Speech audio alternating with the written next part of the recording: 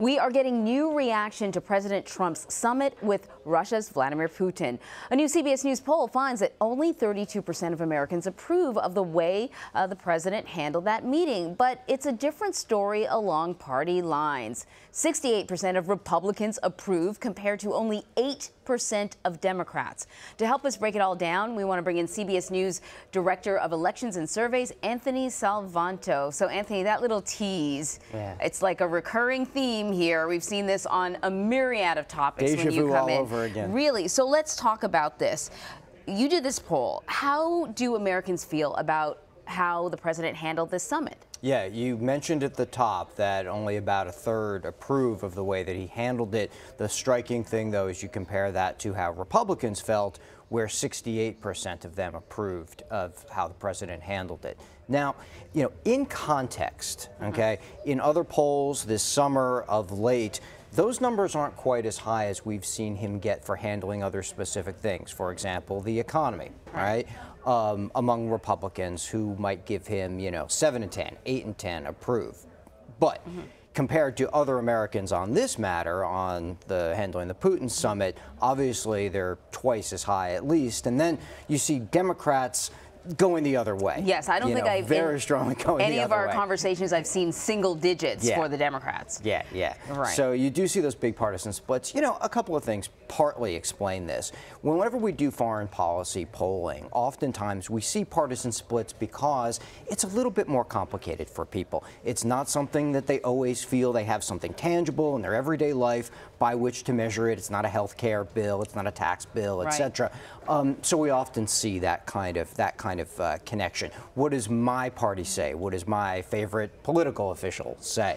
And the other thing we've seen in context too is that Republicans have been a little bit more likely to say that Russia is at least friendly toward the U.S., not an ally, but at least friendly towards the U.S.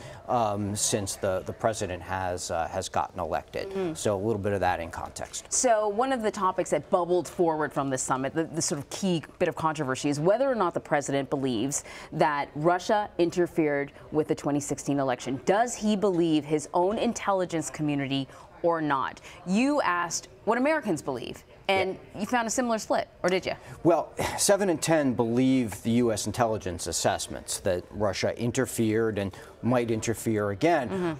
Republicans are more divided on this, and relative to the other partisan groups, they're the most skeptical about it. So you've got 4 in 10 Republicans who don't believe those intelligence assessments. I think that partly explains some of what you saw a reaction out of the summit from Republicans. It's something we've seen similar things before. We've, in the past, through the president's term, looked at Republicans, and they've told us they often follow the president's word over other U.S. agencies. They often value him, certainly, as opposed to what they consider the mainstream media, and that's where they're getting their information. So this might not be necessarily surprising in that context, but it certainly does stand out. Right. So then, how do they feel about the president in general, in light of the summit, the controversy, and the fallout from it? How do they feel about the job the president's doing? Well, you look at how we did measure how he's approaching Russia in general. And the Republicans say that they think he's striking the right balance. Democrats more likely to say that he's being too friendly towards Russia. And then you also look at, I mentioned some of this at the top, how they view Russia vis-a-vis the U.S. And that we see Republicans a little bit more likely. They don't say that they're a friend, an ally, but at least a little bit more friendly. There's a split on how they think the U.S. Americans think the U.S. ought to approach Russia going forward. And it's really a split between putting more pressure on them and looking for dialogue and cooperation. So we're moving towards midterm elections. The intelligence community has been very clear that not only did the Russians meddle before, but they are meddling right now. How do Americans feel about that? Are they confident moving forward into the midterm elections that, Russians won't have access to our electoral system? Yeah, we asked levels of concern about that, and Americans are concerned, at least to some degree.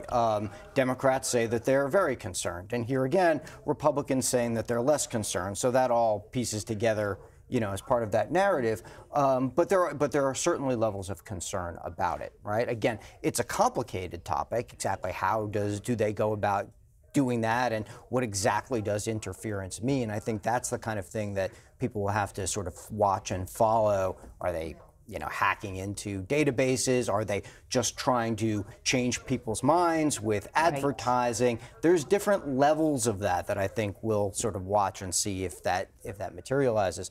But that level of concern is certainly there.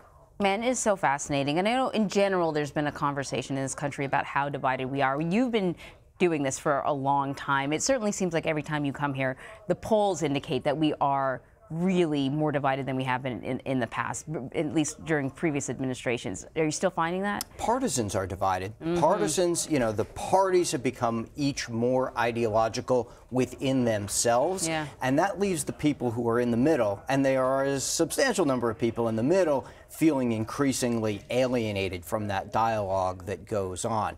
We also find that people in either party have more and more negative views of the other side as time has gone on. So Democrats they've never liked Republicans, right, but they, you know, increasingly negative views of Republicans and Republicans of Democrats, vice versa. So that polarization at the ends of the political spectrum is certainly there, and it's how people process a lot of this stuff.